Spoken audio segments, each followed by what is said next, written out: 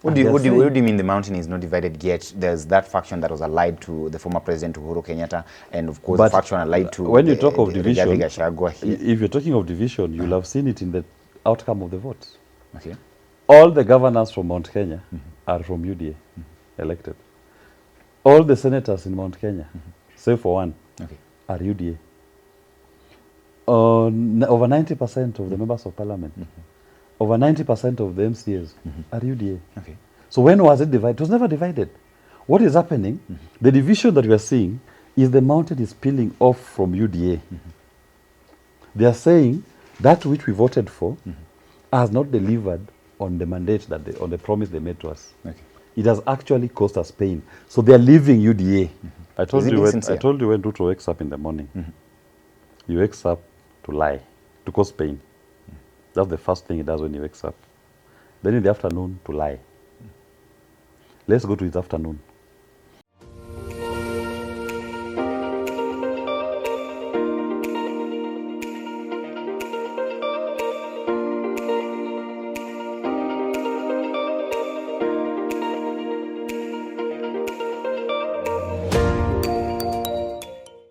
Well, a very good day to you, ladies and gentlemen. Welcome to Kenya's most comprehensive political and public governance analysis show. Definitely, I'm talking about the Candid Talk here on Herman Manyora's YouTube channel. It's always my pleasure to have you on board, and I'm always glad to bring you up to date with comprehensive analysis of all that is taking place in this country and across our borders. Welcome to the show, and I'm here with Wakili Willis-Otieno. How are you, sir? I'm fine, thank you. How are you doing? I'm quite okay. Yes. And as usual, we are still monitoring. Yes. And looking at how things are happening within. And of course, ready to provide our viewers with the necessary analysis of the same. We have witnessed this back and forth between the Deputy President and the President, of course, President William Ruto, who currently is not in the country. And the Deputy President, who is within now, I think people are talking, everybody is talking actually because of this kind of rift that we're witnessing. Of course, a few people have dismissed such rifts before, but then what do you make of what is actually happening right now with the President talking on the other side and the Deputy President talking on the other side, and we are getting back to the same situation that we had before this particular government came on board? You know, the most important thing that we must appreciate is that fight between Ruto and Gachagua is not about the people of Kenya. In the first place, it is a fight between the two of them on how they can continue stealing from the people of Kenya. Based on your own analysis, do you believe there is a fight? There is, of course, it's obvious. Their public posturing, their statements, all confirm. Gachagua has openly said he's trying to rally Mount Kenya behind him. Ruto has said people should stop doing ethnic mobilization. Gachagua has told members of parliament to stop visiting other constituencies to try to organize the mountain. Ruto has told them yesterday, visit the rest of the country and get to know what your roles are. So obviously that's a fight. So it's not in dispute that they have a disagreement. But that disagreement is not about service provision to the people of Kenya. They are not fighting on ideology, on a quest to pursue the people's agenda. I believe the genesis of that fight is somewhere within the executive. They are not able to agree on how to continue causing pain to us. Because William Ruto and Gachagua, when they wake up in the morning, the first thing Ruto does is to identify which pain point is going to serve the people of Kenya. Then in the afternoon, he stands up to lie to Kenyans. Then he goes to sleep. The next day, the pattern is repeated every day. And Gachagua has been very okay with that kind of service to the people.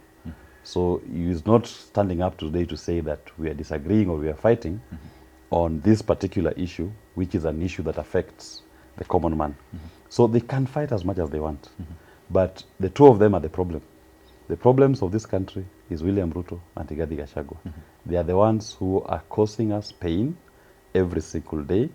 And Ruto has promised the people of Kenya that come next year, I'm going to come up with a new finance bill that will cause you more pain than the finance bill of this year has cost you.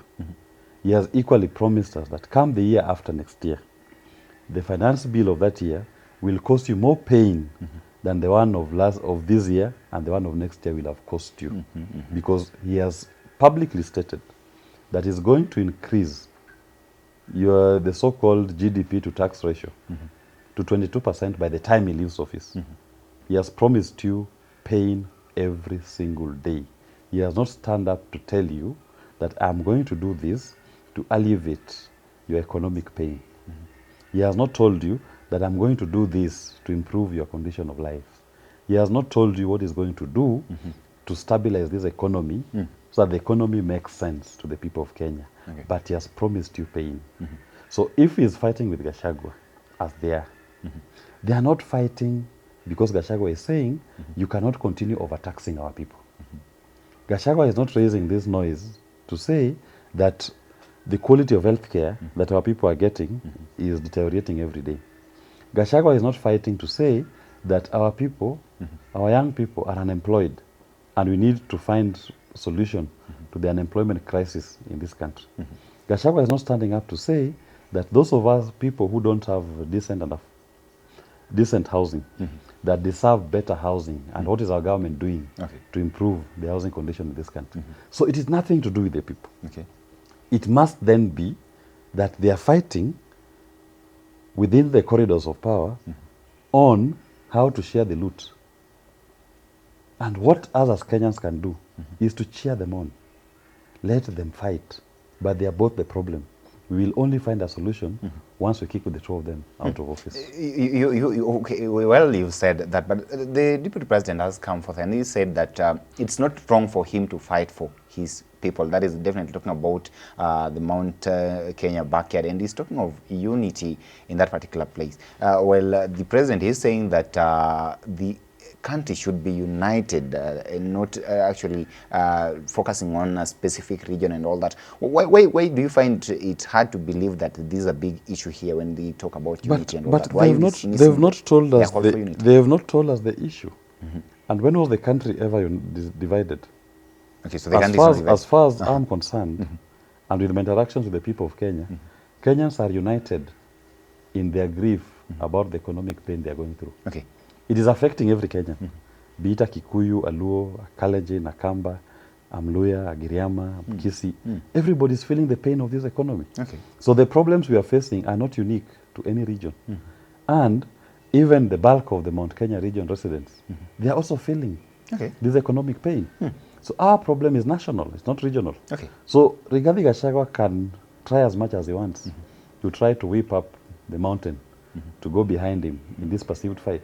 But he has not gone down to the mountain to say, this is my problem with the finance bill, this is 2024. Okay. He should stand up and say, I am reuniting the mountain to reject the finance bill 2024. Then we will say, at least somebody in the executive is advocating the people's issue. Then we will also rally other regions in the country to equally put pressure on their leaders to stand up and say, as a region, we are rejecting the finance bill 2024. But he has not done that. He has only gone down to speak an amorphous language of one man, one vote, one shilling. Okay. But go to the tangibles.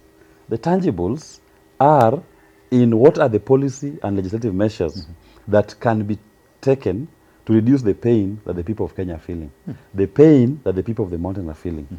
And at this particular point in time, the pressure point that we can put our finger on is the finance bill, 2024. Okay. Just the same way the finance bill 2023 caused us pain and didn't even deliver on what it was meant to achieve. Okay, here we are. Politically speaking, of course we are here. My question then would be, is it wrong for the deputy president to call for unity in his own backyard? But the mountain has never been divided. When did the mountain get divided? He said, because if you look at the last vote of the mountain, majority of the mountain voted for UDA and Kenya Kwanza. Look at the members of parliament, the senators, all the governors from the mountain are UDA. So when were they divided? So the mountain was never divided. It is only that now the mountain is peeling off from UDA because of the economic question. The mountain is not divided. The mountain is united in rejecting that which they voted for.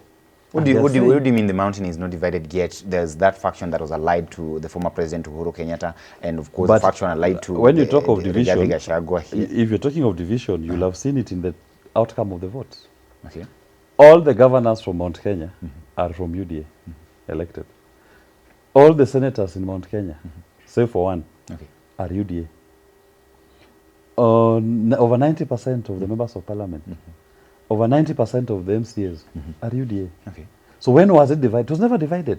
What is happening, the division that we are seeing is the mountain is peeling off from UDA. They are saying that which we voted for has not delivered on the mandate, that on the promise they made to us. Okay. It has actually caused us pain. So they are leaving UDA because of their governance, how they are governing this country. So the mountain is leaving them. That is the division. Okay. And if the mountain is leaving them, you cannot now come up and try to claim that you want to lead the same mountain back to the same UDA. UDA has failed. Ruto and Rigathi Gachagua have both failed the people of Kenya. And the mountaineers are also feeling that failure on their part. Okay. They have peeled off. They have rejected them. And on this one, I must give the mountain people a kudos because they don't stand bullshit when it's being served on them. If you cannot keep true to the premise upon which you are elected, they have no business to continue supporting you. And they are walking away. They are looking for alternative leadership. So Rigathi wants to appear like he wants to take over that space. But what has he done? Let's talk about the reason why the mountain is peeling away.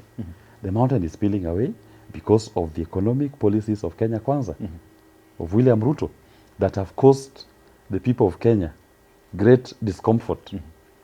He is not talking about that issue. Okay. He is not trying to unite the mountain on the question of what is our position on the finance bill. If he genuinely wants to lead the mountain, let him go and do an opinion poll in the mountain to ask how many people in Mount Kenya region are supporting the finance bill 2024. How many people in the mountain are supporting an increment in our taxation? But he's a part of the very government. No. Won't that Let amount him to do, sabotage? No. Let him do the referendum or do an opinion poll. Okay. Then stand up and say, I am joining my people in rejecting the finance bill. Because it does not mean it's sabotage. It simply means that as a government, remember you're exercising your authority as a donated authority on behalf of the people. If your people have said we don't want this finance bill, we don't want to see an increment in our taxation, then as a responsible leader, you have a duty to listen to the voice of the people. Okay. The voice of the people is the voice of God. Vox populi, vox Dei. The voice of the people is the voice of God. Okay. Let him heed to the cries of the people. Let him stand up. He was not elected there to become a flower girl. Let him stand up and say, my people have rejected this excessive taxation. Okay. Pharaoh, let my people go. And if Ruto does not heed to that call of the people, then who says he's welded on that position of deputy president? Seemingly He should leave. Seemingly, the issue of taxation is not actually a bone of contention between the two. But make me... So they are united in causing pain. That is why I say the fight is not about the people. If the fight is about the people, then find a basis. Why are the people not happy? Okay. And the basis I am telling you, we've done our scientific research. The people of Kenya, including the people of the mountain, their problem is the economy. As James Carville used to say it, it is the economy stupid. Okay. If they cannot address the economy, then they have no business purporting to lead whichever part of the country, be it the mountain, be it the lake, be it the valley, be it the coast, be it the western region, be it the savannah lands of the Maasai region, the highlands of Kisii. They have no business. Because the people are saying, we are feeling economic pain. Can you alleviate this pain? And the first test of your commitment to serve us is to withdraw the finance bill or reduce those excessive taxation you are proposing there. Charges and levies. Reduce them. Okay. And the next thing, come up with economic programs and policies that are going to put money in people's pockets, that are going to create jobs to our people, that are going to open new markets to our people. Don't just say you want to lead us into penury. You are leading the people of Kenya into death. Okay. What kind of a leadership is this? That is dancing on the tombs of the people. It's a dance macabre. It's what they're doing to us. Okay, okay, here. Tell me what you make of the president's response. Of course, he's dismissed his deputy's quest for unity of the people of the mountain therein. But then he's also, in his dismissal of the same, he's talking about politics of tribalism being something of the past, and some of the Kenyans do not actually agree with the sentiments that he made there in saying that, look, here you are telling us about us forgetting about politics of tribalism, but when we look at the appointments within the cabinet and all these other parastatals, definitely reveals otherwise. Don't you think this perhaps maybe amount to double speak from the president? I told you when Ruto wakes up in the morning, he wakes up to lie, to cause pain. That's the first thing he does when he wakes up. Then in the afternoon, to lie.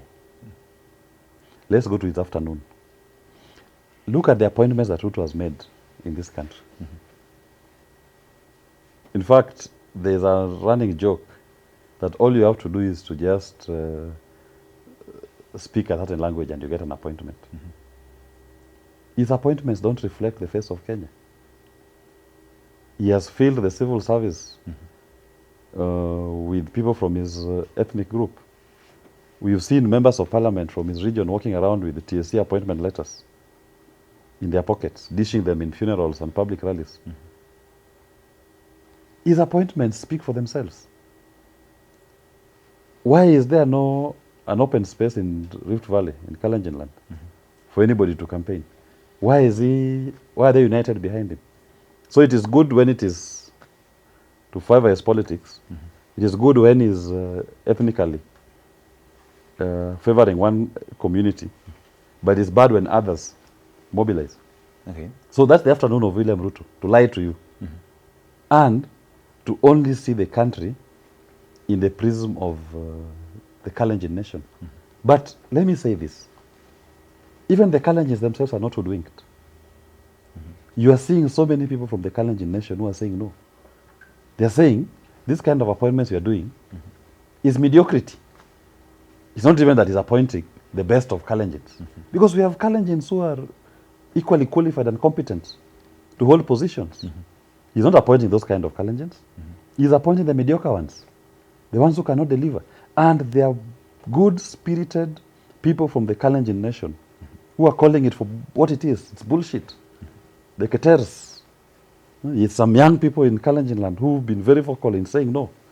That is not who they are.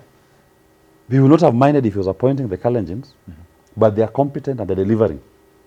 But he's going for the worst of the Kalenjin nation to appoint. Okay. He's not appointing the best of the Kalenjin nation, and there are Kalenjins who are saying no. You will not gaslight us into supporting you blindly. Because when these people fail, the whole nation fails. And you are giving us as Kalenjins a bad name. That is what is going to be the measuring standard for the Kalenjin nation. Okay. Those are not the best of the Kalenjin nation that is appointing. And that is why you are seeing the ground even in Kalenjin land is restless. Yeah? They will not blindly support him. They may not come out to campaign against him, but you never know. William Ruto's opposition may even emanate right from the Kalenjin nation. Okay. Because they are also equally Kenyans. And the positions they've taken on some of the issues is a bold decision, and we must encourage them. The voices of dissent within the Kalenjin nation must be encouraged, because there are people who are speaking on behalf of the nation. They are feeling that the pain that we are going through is not unique to a particular region. It's a pain that all of us as Kenyans are feeling. And they are saying no. They are not going to blindly support William Ruto just because he's one of them. Just in similar fashion that the mountain people rejected Uhuru Kenyatta and his failed policies, is the same similar fashion that the Kalenjin nation will reject William Ruto. And they will call him out because they are feeling this pain. The high cost of living, the economic burden, high taxation that people are going through, the high unemployment rates in this country is also found within the Kalenjin Republic. They're feeling it. Okay. And majority of them will not blindly support their leader. They will call him out, and they're calling him out. The voices of dissent are right there. So William Ruto trying to only fill certain positions with people from the ethnic group, thinking that will give him advantage. It will not. Okay. He's a tribalist. But the beauty about it is even the tribe has seen through him. They are not going to blindly follow him. Okay. You are going to see and witness voices of dissent emanating right from the Kalenjin nation against William Ruto. Okay. Our problem is not the Kalenjin nation. Our problem is William Ruto and Rigathi Gachagua. We are Kenyans. Okay. And as Kenyans, the economic problem that a Kenyan is going through knows no tribe and knows no region. It is a problem that is peculiar to all of us as Kenyans, regardless of our ethnic identity. A section of Kenyans feel that perhaps this rift, or rather fight between the president and his deputy, somehow staged to make Kenyans actually forget about the finance bill 2024 that is about to come, and maybe let people not discuss or rather engage with it so much, because seemingly if politics is as high as it is right now, then people may forget about that. What do you mean? No, I don't think Kenyans will forget. Because you meet the finance bill when you go to buy groceries. Okay. When you go to buy fuel, you meet the finance bill. Who forgets that? Kenyans are not stupid. Kenyans are discerning people. They are very intelligent. They can see through. They can tell when bullshit is served on them, and they even can tell when they are being distracted. So that will not work. Because we meet the finance bill every day in our interactions. And on our dinner tables, in our breakfast table, when we are not able to put a decent meal on the table, when you go to sleep hungry, that's the finance bill you are meeting with. Okay. When you are not able to get employment, that's the finance bill. When you are not able to get markets for your items, when you have fake fertilizer on your farm and you're seeing the standard growth of your crop, that's the finance bill. So Kenyans will not be distracted. They can see through it. No, but here, So the distraction, the point is they'll discuss that, but internally, the main thing that we are focused on is the economy. It is the uchumi. As we are witnessing right now, actually in every political forum, it's just throwing of jabs between the deputy president and the president side. And even the few kind of activists who tried demonstrating against the finance bill 2024 were arrested, and that was it's like the country is now focused towards this particular thing, neglecting the most important bit here, that is the country is not distracted. That is just entertainment. Okay. We are crystal clear on our problem. Our problem is the economy. Okay. And that is where every Kenyan is. If you are to do an opinion poll today in Kenya, ask them what is their number one issue. No one will mention to you that the fight between Ruto and Gachagua is an issue to them. They'll tell you it's the economy. And that should tell you that Kenyans are not distracted. Kenyans are very clear. We have a razor sharp focus on our problem. And our problem is called the economy, caused by William Ruto and Rigathi Gachagua. That one, Kenyans are very clear about it. Okay. They can fight as much as they want. They can impeach each other as much as they want, but we don't care. Okay. Our focus is that they have jointly failed to manage an economy that makes sense to the people of Kenya. And that is where we are. Okay. And that is how we are going to judge them. We will not judge them on their fights, on their rallies, on their harambes. Last year, the two of them were cheerleading each other. Rigathi Gachagua took a public position. He said he will help William Ruto to push through the finance bill. And that's why I've said the only time that fight is going to attract the attention of Kenyans is when Rigathi Gachagua stands up and says, I reject this finance bill because it is causing pain to our people. Let him do that. Then it will gain attraction. And Kenyans will say, maybe we need to join him in dealing with this monster. That will be the economy. An escalation of the fight to another level. It will now be a fight that is on the people's agenda. Because the people's agenda is the economy. That is the fight that we want. Okay. So far, it seems to be a fight whose origins are in a boardroom somewhere. We don't know what has caused it. We don't seem to understand even why they are fighting. Let's complete this conversation by focusing on the impending legal lacuna here. We've witnessed this in the past. And I remember the deputy president was asked back then, if you find yourself in the same position where the president and the deputy president are not actually in good terms, how then do you solve this? And it was like, for me, it will be yes, through. But then here he is, in as much as he talked back then, he's found himself at the same spot. The same way we had former President Uhuru Kenyatta and the then deputy president William Ruto. So here we are. The Constitution makes it in a way that it's difficult for the president to actually impeach or rather sack the deputy president. So he cannot be easily dismissed, therefore. So when we find ourselves in this kind of position, yet we require that there should be some sort of a cordial relationship, working relationship between the president and the deputy president. So how then do we solve this? You know, the only solution is that when people come together politically, we should not be pursuing what is called marriages of convenience. Okay.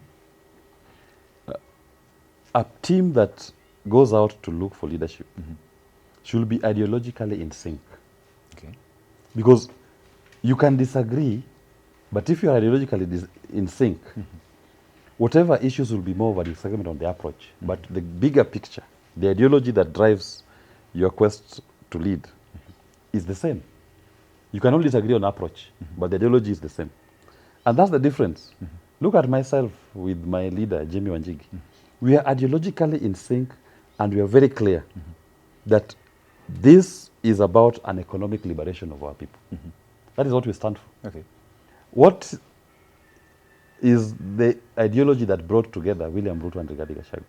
None. It was a marriage of convenience. No, why are you saying they don't there was believe. ideological difference They don't believe in what they say. They are all liars. So they were brought together by deceit. What is the ideology they're running on? You watched both of them when they were during the inauguration. You watched both of them. What vision did they sell to the people of Kenya? What vision? There was no vision. They both spoke. William Ruto spoke operations. I'm going to appoint judges. Nikiweka Biblia chini. I'm going to appoint. We are going to obey court orders that have been issued against the government. Gachagua stood up and abused Uhuru Kenyatta. What was the vision? They didn't sell to you a vision. But were they? You were talking about they being. They did not have that an ideology. Theirs was a marriage of convenience. Even if it was deceit, that was their own ideology. No. Okay. Ideology is about what is it that informs your desire to lead a people. Because it's about the people's agenda. It cannot be, because when you talk about deceit, you talk about operations, then that is when you're just coming for convenience. There's nothing that deep down brings you together. But were they in sync? They were not in sync. That's what I'm telling you. Okay. That's why Rigathi Gachagua, in his speech at inauguration, he stood to abuse Uhuru Kenyatta. That was his speech. Ruto spoke operations. That was his speech. Where are you seeing the commonality? There was no commonality of interest. So you're saying there's nothing that brought them together? There's nothing. What brought them together was purely a marriage of convenience. Okay. That you want to get power. But once you get that power, what do you want to do with it? Rigathi thought he was going to abuse Uhuru Kenyatta. Ruto thought it was going to be about looting the country, amassing wealth. It was not about the people. But if they had a clear ideology that they believe in, that you can go back 5 years down and you hear them talking about that ideology. Because ideology is not something you can fake. They tried faking the so-called plan. That was a faked document. It is something that if I go back to my history, how was I speaking 5 years ago? How have I been speaking for the last 4 years? Okay. What has been my language? What do I believe in? That is what tells you that somebody is ideologically driven. He has something that informs his existence. If the two of them, if you went back 5 years prior, they were all in praise of Uhuru Kenyatta. Then, at that time, Uhuru was the enemy.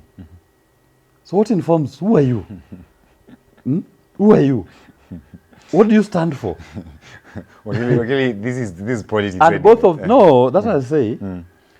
Anytime you pursue politics in that fashion, deceit, the results is what you are talking about. Okay. There will be disagreement because you believe in nothing. Okay. You should have seen that if they are Uhuru Kenyatta, who they loved, they turned against. Now, what makes you think they will not turn against each other? Because their foundation is deceit. That's the ideology. So our ideology is the economy. It is the people's agenda. That is what we believe in. You go back to all my statements, even 5 years back, you'll just see the thread, common thread is about the people's agenda, people's issue. And it is fashioned on the economy. How do we liberate our people economically? That is what we believe in. Same as my leader, Jimmy Wanjigi. Go back 5 years. The things he talks about, the things he advocates, it's about the economy, the people's agenda. So we are ideologically in sync. We are soulmates. Where will we disagree? Okay. We can't disagree on anything because we are all driven by a desire to economically liberate our people. Your ideologies may change midway. Ideologies don't change. Power reveals who you are. That's why I'm telling you, go back 5 years. I'm not saying go back the last 1 year. I didn't just start talking about people's agenda this year. It is who I am. It is my natural default. Their natural default is deceit. Okay. So you put people whose default is deceit in power, they are going to deceive each other. They are going to disagree. It was a marriage of convenience. They are all liars. Okay. So when they disagree, you're talking of a marriage of inconvenience. When they disagree here, definitely the disagreement may affect service delivery to the country as well. And that is why I was asking you this question. How then do you think we erred in making it so difficult for the president to just dismiss No, we did not make it difficult. It was a good thing to do it, number one. Okay. But then, us as voters, we must be able to interrogate any coalitions or coming together, the pairship for the national leadership. What informs it? What is this that unites, brings them together? Is it our agenda or the agenda? What's the ideology? So it is more of now political consciousness. And Kenyans are there. Kenyans are not stupid. Kenyans are becoming more and more woke by the day. And they are able to start interrogating the kind of pairships that are going to come up to seek leadership. And they will solve that problem. We don't even need to touch the constitution. That's a political problem. It will be solved politically by the voter. The voter will now, his mindset is on what is the kind of leadership that I want that will work in sync to my benefit. Because that new dispensation is about people's empowerment. So do we have a solution to the solution problem exists. that we are witnessing between the president? The solution is for voters to kick them out, and you vote Jimmy Wanjigi and Willis Otieno, who are ideologically in sync. And if there be any other campaign that is ideologically in sync, consider their policy, interrogate it, and you can vote. So when it reaches a point where Jimmy Wanjigi and Willis Otieno cannot actually agree on certain issues, how then do we solve that? We will not disagree because we are ideologically soulmates. Gachagua told us the same thing. No, they were not. I've told you, just look at them back 5 years. Both of them, 5 years, were saying Uhuru Kenyatta was a good person, the best thing since sliced bread. At the time of election, Uhuru Kenyatta is now the enemy. How do you expect them to work together? Their foundation is deceit. Okay. So you're talking about marriage of convenience. Yes. Well, ladies and gentlemen, this has been a conversation with Wakili Willis Otieno here, and I would like to stop the conversation at this particular moment, but please weigh in on this and tell us what you think about now the clear rift and division between the President William Ruto and his deputy Rigathi Gachagua. Where do you think this will actually lead the country to? Of course, the president is saying that we should be united as a country, and the deputy president saying that it's not a bad thing for him to call for unity of his own people, that is the Mountain Kenya region bucket. Allow me to stop for now. Have yourself a lovely day. My name is Evans Okinyi.